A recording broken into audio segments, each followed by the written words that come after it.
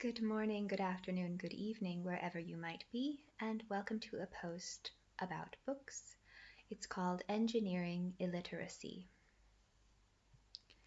We are creatures of habit, and people with bad habits often end up on the wrong side of the law. But when it comes to plagiarism, there is widespread confusion about where the law draws the line. People always say you can't copyright an idea, but you can copyright a sequence of ideas, and the longer that sequence gets, the more likely it is that a crime has occurred. I think it is that people should understand that 5 to 7 elements in order is a theme, 8 to 12 elements in order is a story, and 13 to 16 elements in order is a plot. 17 or more elements in order is a unique literary fingerprint. So I think that people are too vague when they say there are no new stories because they're not being quantitative. If you're saying that a story is 8 elements long, then I would agree. There are not very many new 8-element long stories. Those have all been taken. But if you're defining a story by something that is 12 elements long, I bet you could find some unique stories that are 12 elements long and that those might be copyrightable. So what I'm trying to say is that there is a number that defines the length of a sequence of letters, well, maybe not letters, of words, of ideas, of concepts, just a lengthy sequence that can be copied. And I wonder what that number is, how long that sequence can be. I would like to know that number because I have found in 5 different books between 35 and 55 sequential plot elements copied from my book. And I think that that was illegal, but I'd like to find the legal precedents to back that up. And I've plotted these things out, graphing them and trying to quantify them. And in the link below, you can find all of the books with the analysis I've done.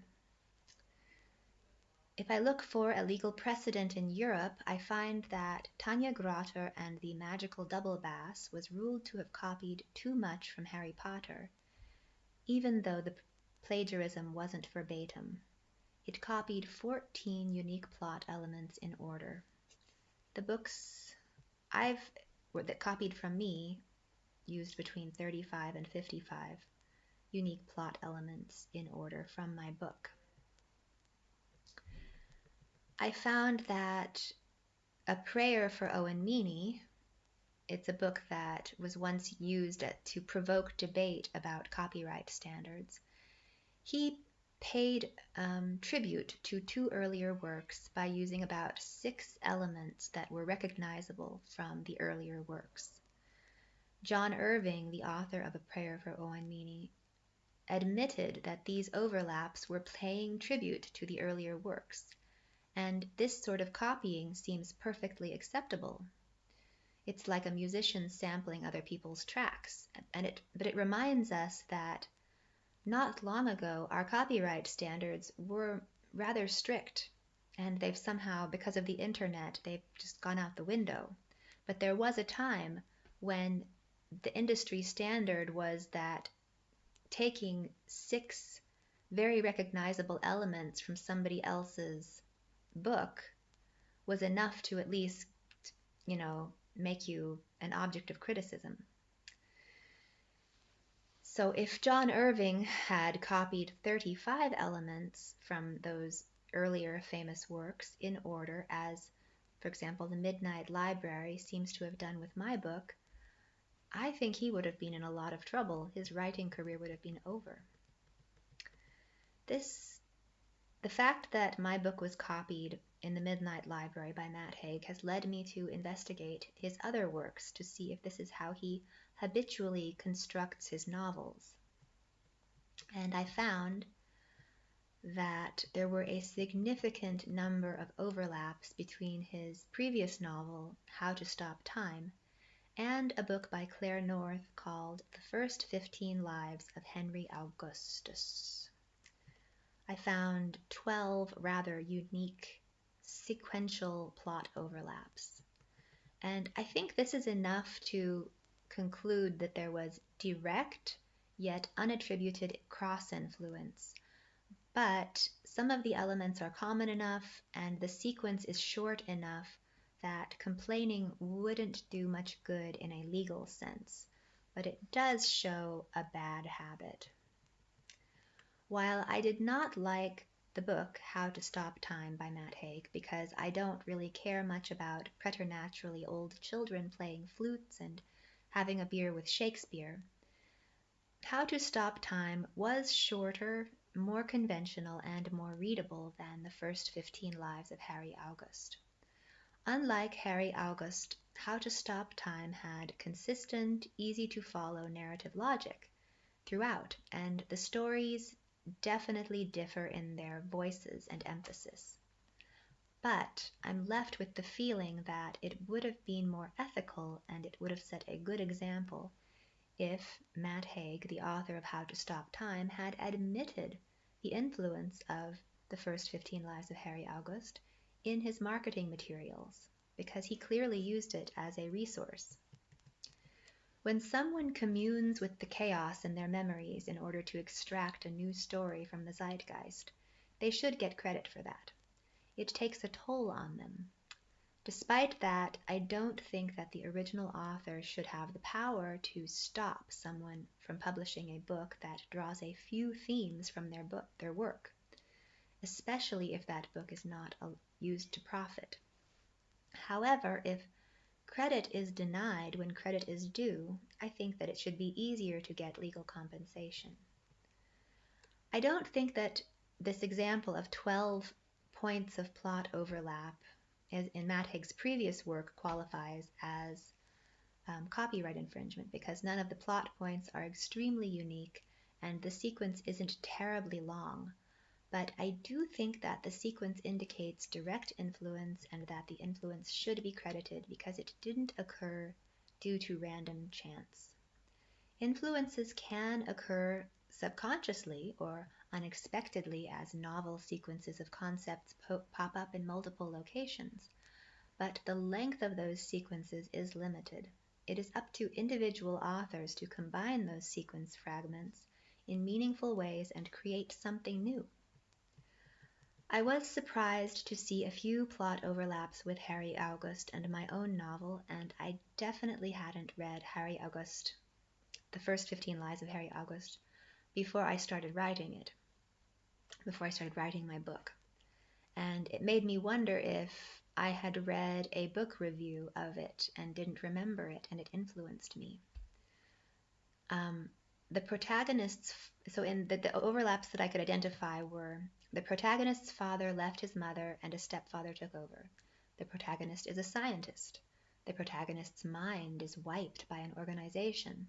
The world falls apart due to a sort of quantum mirror machine, which is very similar to the types of machines I've worked with throughout my physics career for 20 years. Now, those overlaps are weird, but not that weird, and there is a huge difference between sequences of 4 elements, 12 elements, and 55 elements. The mind can only carry around sequences of limited lengths. What is strange about The First 15 Lives of Harry August by Claire North is that all of the overlaps with How to Stop Time occur at the beginning and the end of the book, but the middle is kind of a narrative mess, made up of disconnected fragments. It is as though the book is constructed as a joke on the publishing industry, kind of like a sandwich with the middle composed of a bunch of randomly spun content about spies that we barely get to know, about slowing down progress to slow the end of the world, and about mind erasure, torture, and murder used to achieve those ends. But the actual structure that holds the story together is completely concentrated in the first few and last few chapters. But then again, people can still easily read a sentence or a word or a paragraph if the letters or words in the middle are jumbled, because the human brain is very good at inferring meaning from external context. The fact that I found this book mostly unreadable in the middle, because the elements were so loosely connected, confused me. If you zoom in, the text looks normal, but when you zoom out to search for the narrative logic, you find it completely missing. It just bounces from topic to topic, time period to time period, character to character, barely maintaining coherence for more than a page. And when there are connections between things, it has occurred by chance. If the 200 pages in the middle of that book had been removed, the leftover 200-page novel would have been quite nice, and it would have looked quite a lot like Matt Haig's How to Stop Time. It made me wonder if the middle of this book by Claire North had been constructed with an AI selecting and spinning text from a database of novels that extracted popular tropes in the genre of spy literature, spy novels. The fragmentation seemed somehow deliberate, like an artistic statement about fragmented minds and how AI art generation or spinning is fragmenting our literary traditions. The alternative possibility is that the author's frequent description of electroshock mind erasure indicated that the author had herself undergone such a procedure, and the fragmentation was a direct result and warning to all readers. Now, I don't think that is likely, because the author seemed quite sane and capable of narrative logic.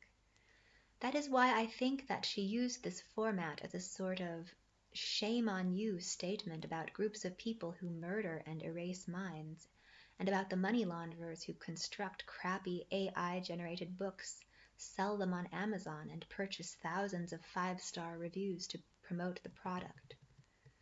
The first 15 lives of Harry Auguste had thousands of 5-star reviews, and hundreds of confused 1-star reviews that noted the book's unreadability. At the same time, it was widely praised by a host of media organizations who clearly hadn't read the book in its entirety. Was she playing a joke on them? I think so. Books constructed in this way are a lot like psychological warfare. A person starts to read it, and then, after 100 pages, the narrative logic dissolves, and they are left with the feeling that they are not smart enough to understand the book, when the reality is that the book is not understandable. It has no narrative logic throughout the middle portion, and has been constructed to serve as the emperor's new clothes. 2 other books in this genre of AI-constructed literature are The Immortal and The Divine by Rob Radcliffe. They share, strangely enough, 6 plot elements with How to Stop Time and with the first 15 lives of Harry Auguste, and they were even more unreadable than the first 15 lives of Harry Augustus was. They were seemingly sculpted by a ham-handed author with access to an AI text generator. There was certainly more method to the first 15 lives of Harry Augustus's sculpted madness than there was to the work of Rob Radcliffe. This all made me worry that if you feed a population books that are generated by an AI or that are largely unreadable, and tell everyone that they are wonderful with thousands of fake reviews, like Harry Augustus had, you will discourage people from reading anything at all ever again. You will literally engineer an illiterate population. This is something that was concerning me even before I saw the first 15 lives of Harry Augustus. The loss of words and literacy as a worm corrupts the internet is a theme in a novel I'm writing about Mr. and Mrs. Randall. I will conclude this post. Well, if you click on the post below, you will see a detailed list of some overlaps I found between my work and Matt Haig's most recent book, The Midnight Library. But I will stop here and thank you for listening and thinking about these issues with me. And I hope you tune in next time. Thanks.